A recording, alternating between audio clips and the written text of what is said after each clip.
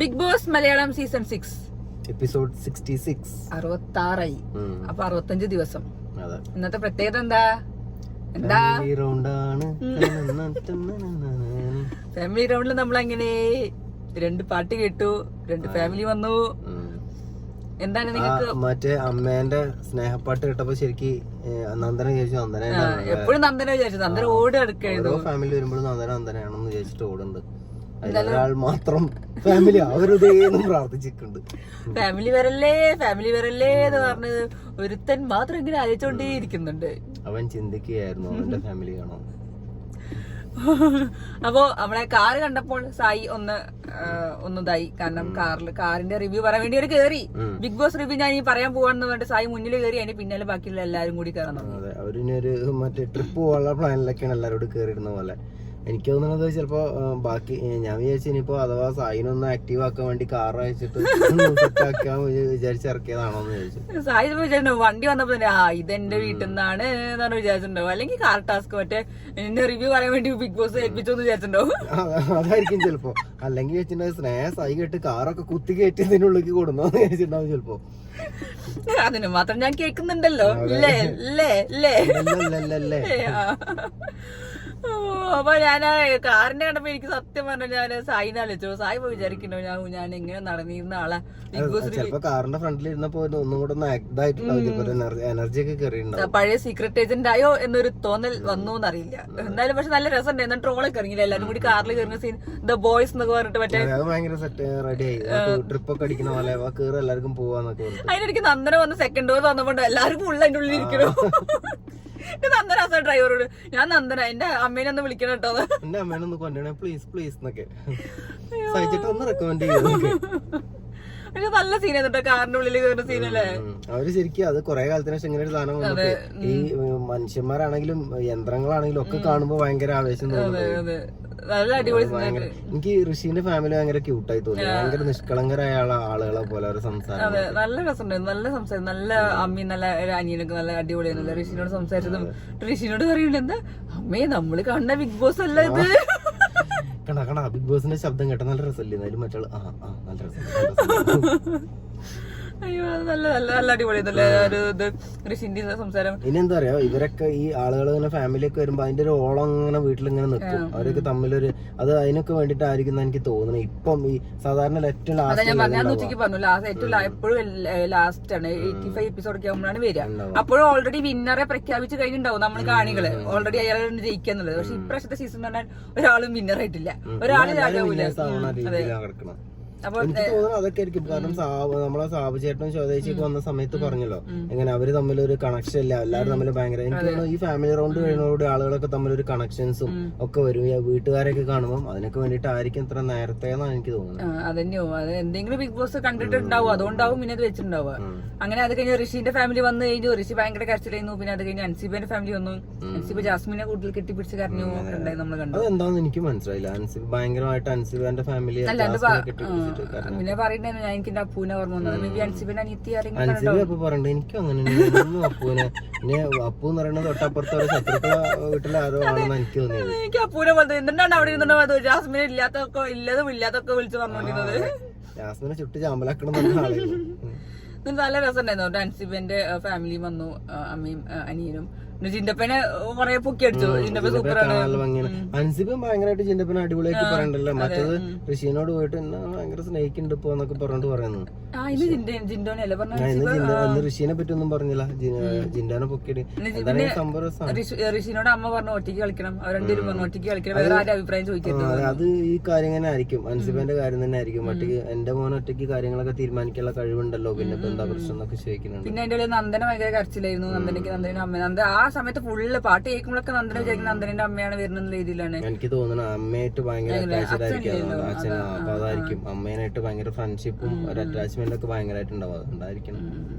അപ്പൊ ഇന്ന് പിന്നെ അത് ഉണ്ട്. പിന്നെ നമുക്ക് ഏറ്റവും വലിയ സംഭവം ടാസ്ക് വന്നു. അതായത് ടാസ്ക് ലെറ്റർ വന്നു. അതായത് 2 ആഴ്ച നീണ്ടു നിൽക്കുന്ന ഫിനാലെ, ഗ്രാൻഡ് ടിക്കറ്റ് ഫിനാലേന്റെ സംഭവം. ഈ ഒരു ടാസ്കുകള്, അതായത് 2 ആഴ്ചത്തെ ടാസ്കുകളിൽ ജയിച്ചിട്ട് ഉണ്ടാവും. ആലോചിച്ച് നോക്കൂ. അതായത് ഫാമിലി റൗണ്ടും വന്നു, ടിക്കറ്റ് ഫിനാലുണ്ട്. അപ്പൊ ഈ ആൾക്കാരെ ഒരു ഊർജം കൊടുക്കാനാ തോന്നുന്നുണ്ട്. ഒരു മെന്റലി അപ്പാക്കാൻ വേണ്ടിട്ടാവും ചിലപ്പോ ബിഗ് ബോസ് ഈ സമയം തന്നെ സംഭവം കൊണ്ടുവന്നത്. അതന്നെ ഈ പ്രാവശ്യം 100 മാറ്റിപ്പിടിക്കലായിട്ട് 100 തേക്കില്ലേന്നോ 80 നിർത്തുന്നാവും. അയ്യോ പിന്നെ അപ്പൊ അത് വേറെ സംഭവം സോപ്പ് തേച്ചിട്ട് നമ്മള് ആരാ ജയിക്കാന്നുള്ളത്. അപ്പൊ എന്തായാലും സിജോ സായി അപ്സരയാണ് ഒരു ടീമിലുള്ള നല്ല അടിപൊളി ടീമാണ് എനിക്ക് തോന്നുന്നത്. സിജോ സായി കോംബോ എനിക്ക് ഭയങ്കര ഇഷ്ടമാണ്. എനിക്കും ഇഷ്ടമാണ്. അത് ഭയങ്കര രസമാണ്. ഒരു രസമുള്ള ഒരു ഫാമിലി. അത് മൈൻഡ് ഗെയിം വെച്ചത് നല്ല അവർ കറക്റ്റ് ബുദ്ധിപരമായി രണ്ടും കറക്റ്റ് ചിന്തിച്ച് ചെയ്യുന്ന സാധനങ്ങളാണ് അതൊക്കെ. ആ ഒരു കോംബോ അടിപൊളിയാണ്. ആ ഒരു ടീമില് ഇതിന്റെ ഇടയില് ഇപ്പൊ നമ്മള് മിസ്സായി പോയ ഒരു സംഭവം എന്ന് വെച്ചിട്ടുണ്ടെങ്കിൽ സായിന്റെ കുറച്ച് കാര്യങ്ങൾ സ്പെഷ്യൽ ആയിട്ട് ഇതിൽ കാണിക്കണ്ടായിരുന്നു. സായി അയ്യോ എന്റെ നമുക്ക് നോക്കാല്ലേ ആരാ വരിക എന്നുള്ളത്. അത് എനിക്ക് തോന്നി എന്താ പറയാ സായി ഉദ്ദേശിച്ച് ചിലപ്പോ ഇതായിരിക്കണം. കാരണം അച്ഛനോട് സംസാരിക്കാൻ ചിലപ്പോ പ്രൈവറ്റ് ആയിട്ട് ഒറ്റയ്ക്ക് പോയി പിന്നീട് സംസാരിക്കണം എന്ന് ആഗ്രഹിക്കുന്നുണ്ടാവും. ഇതിന്റെ ഇടയിൽ പോയാൽ ചിലപ്പോ കംപ്ലൈന്റ് എന്താന്ന് വെച്ചാൽ മലപ്പുറത്ത് പോവുകയും ചെയ്തു കൊച്ചിയിൽ എത്തിയില്ല എന്ന് പറഞ്ഞ പോലെയാവും. അച്ഛനോട് സംസാരിച്ചു ചെയ്തു ഒന്നും കൺവേ ആക്കാനും പറ്റിയില്ല എന്നൊക്കെ വിചാരിച്ചിട്ടായിരിക്കണം ഒരു തോന്നലുണ്ട് എനിക്ക്. അറിയില്ലല്ലേ ആരാ പോവാന്നറിയില്ല. ഞങ്ങളും ആകാംക്ഷയിലാണ് നിങ്ങളെ പോലെ തന്നെ. എന്തായാലും ഒന്ന് സെറ്റ് ആവട്ടെ. എന്തെങ്കിലും ഇഷ്യൂസ് ഒക്കെ ഉണ്ടെങ്കിൽ എല്ലാം സെറ്റായി അടിപൊളി ആവട്ടെ. ആരാ നിങ്ങളൊന്ന് ഗസ് ചെയ്ത് കമന്റ് ഇടുക ആരായിരിക്കും പോവാന്നുള്ളത്. അതോ ഇനി സായി അവരെ കാണാൻ തിരിച്ച് വീട്ടിലേക്ക് ചെന്ന് കണ്ടിട്ട് പിന്നെ അങ്ങനെ പോവുക അങ്ങനെ എന്തെങ്കിലും ആവണമെന്നും ആവും. പറയാൻ പറ്റില്ല. ചിലപ്പോ കളിയാക്കണ കുറച്ച് കൂടുണ്ട് മനുഷ്യ. എന്താ ഞാൻ ഒരു റിയാലിറ്റി ചിലപ്പോ അങ്ങനെ ആവാലോ. ഇനിയിപ്പോ ഇവിടുന്ന് അവിടെ ചെന്നൈയിലൊക്കെ പോയി റിസ്ക് എടുക്കുന്നതിനേക്കാളും നല്ലത് സായി എപ്പോഴും ട്രാവൽ ചെയ്ത് ശീലമുള്ള ഒരാളായതുകൊണ്ട് സായിക്ക് ഇങ്ങോട്ട് വന്ന് നമ്മളെയൊക്കെ ഒന്ന് കണ്ട് തിരിച്ചങ്ങോട്ട് പോവാ ആഗ്രഹം ഉണ്ടാവൂലേ. നമ്മളെ അഷ്റഫാക്കന്റെ കടയിൽ നിന്ന് വെള്ളം കുടിക്കണം എന്നൊക്കെ സായിക്ക് ആഗ്രഹം ഉണ്ടാവുമല്ലോ. മതി അപ്പൊ നമ്മുടെ ടാസ്ക് ഒന്ന് സോപ്പ് അരയ്ക്കാം. അത് ബുദ്ധിപരമായിട്ടുള്ള നല്ല സാധനമായിരുന്നു സായി സിജോ ഒക്കെ ചെയ്തത്. അറിഞ്ഞുകൊണ്ട് തന്നെയാണോ ആ വെള്ളം അവിടെ നിർത്തി സോപ്പ് ഇതാക്കിയെന്ന് എനിക്ക് അറിയണില്ല. അല്ല എന്തായാലും നല്ല നമ്മള് അത് ജാസ്മിനും ഡൗട്ട് അടിച്ചു. ജാസ്മിൻ ഭയങ്കര ബുദ്ധിമതിയാണല്ലോ ടാസ്കുകളിലോ. ജാസ്മിന് ഡൗട്ട് ജാസ്മിനും കൂടെ അതിൽ ചേർന്നേ അടിപൊളി. അതെ സത്യമായിരുന്നു. ആ ടീം ഉണ്ടായിരുന്നു അടിപൊളിയായിരുന്നു. ഇവര് സായി ഒരു നല്ല കട്ടിയിലെ ഷർട്ട് ഇട്ടു, ജാക്കറ്റ് പോലത്തെ, പിന്നെ നല്ല ജീൻസ് ഉള്ളിലൊരു ട്രൗസറും വെച്ചു ജീൻസിന്റെ വെച്ചിട്ട്. അപ്പൊ അത് എന്താ വെച്ചാല് മറ്റേ ഈ സാധനത്തില് സിബില് നല്ല ഉരച്ച് കഴിഞ്ഞാൽ എന്തായാലും സോപ്പ് തീരുമല്ലോ. അപ്പൊ അത് നല്ല അടിപൊളിയായിട്ട് ചെയ്തു. എന്തായാലും അത് പിന്നെ എല്ലാവരും ഷർട്ടൊക്കെ നൈസ് ആയിട്ടുള്ള ഡ്രസ് ആട്ടിരുന്നത്.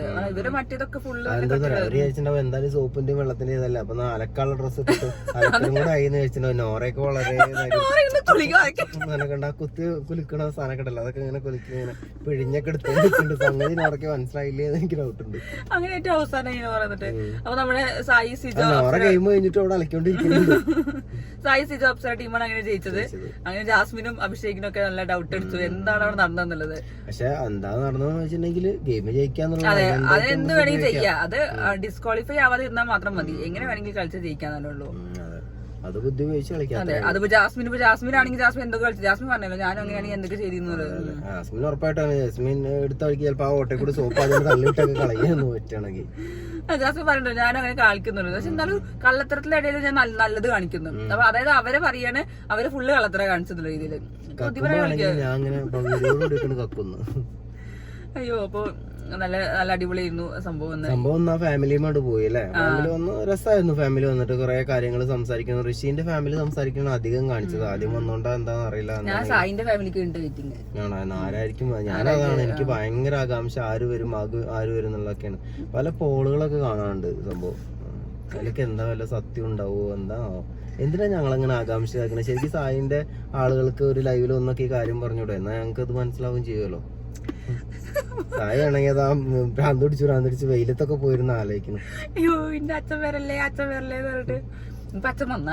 ചിലപ്പോ അതായിരിക്കും ഉണ്ടാവുക. എല്ലാരും ഫ്രണ്ടിൽ കൂടെ വരുമ്പോ എന്താ ചിലപ്പോ ബാക്കിൽ കൂടെ നേരെ അച്ഛനുണ്ട് കയറും. സർപ്രൈസ് വിസിറ്റ് ആയിരിക്കും ചിലപ്പോ. ഇവന്റെ ചിലപ്പോ ടെക്നിക്കോ ആയിരിക്കും അത്.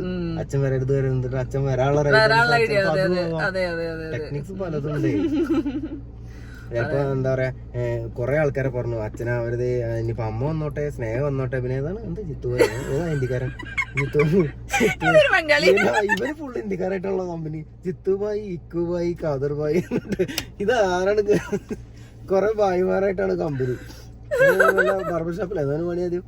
അപ്പൊ എന്നിട്ട് എന്താണെങ്കിൽ ഈ ഭായിമാരൊക്കെ ആയാലും കുഴപ്പമില്ല. പിന്നെ ഏതൊക്കെ ഇവരൊക്കെ ആയാലും കുഴപ്പമില്ല എന്നൊക്കെ പറയുന്നുണ്ട്. എനിക്ക് തോന്നുന്നത് ഇവ ഐറ്റംസ് എടുക്കും ഈ ആൾക്കാർ എല്ലാരും കൂടെ വന്നു കഴിഞ്ഞിട്ടുണ്ടെങ്കിൽ എന്നാ കുടുംബത്തോടെ പോന്നോട്ടെ എന്നൊക്കെ വിചാരിച്ചിട്ടായിരിക്കും. നോക്കാം ഇനി ആരാ വരുന്നുള്ളല്ലേ. നോക്ക് സംഭവം രസമാണ്. അതെ, ഇന്നിപ്പോ നമ്മള് കേട്ടു അർജുനും സീതുവിന്റെയും ഫാമിലിയാണ് ഇന്ന് കയറി. നമുക്ക് നാളെ ഇനി കാണാൻ പറ്റുന്നുണ്ടാവും. ഇനിയിപ്പോ എനിക്ക് തോന്നുന്നു ഇനി എന്താണ് 5-6 ദിവസം ഉണ്ടാവും. 2 ആഴ്ച നീണ്ടു നിക്കണില്ല പറഞ്ഞപ്പോ 2 അതിന്റെ ഇടയിൽ ഓരോ ഐറ്റംസ് പറഞ്ഞത് ഈ ശ്രദ്ധിച്ചോ? സായി പറഞ്ഞത് അമ്മയെ സ്നേഹം കൂടെ വരുന്ന ചിലപ്പോ ഞാൻ പെട്ടെടുത്ത് ഞാനും അവരൊപ്പം പോകുന്നു. പെട്ടെടുത്ത് പോരണം, പക്ഷെ 100 ദിവസം ആവട്ടെ. കപ്പും കൊണ്ടുവരുമ്പോ അതൊന്നും കൂടെ അവരൊക്കെ എടുത്തിട്ട് വരുമ്പോ ഒന്നും കൂടെ രസം ഉണ്ടാവും. അതെ അതെ, എല്ലാം നമുക്ക് ഇറങ്ങിയിട്ട് ശരിയാക്കാം, അത്രേ ഉള്ളൂ. ഇറങ്ങിട്ട് ആ കപ്പ് അങ്ങോട്ട് വരുമ്പോ എല്ലാം സെറ്റ് ആവും. ജയിച്ചിട്ട് വാ, അപ്പൊ എല്ലാം സെറ്റാണ്, ഒന്നും ടെൻഷൻ വേണ്ട.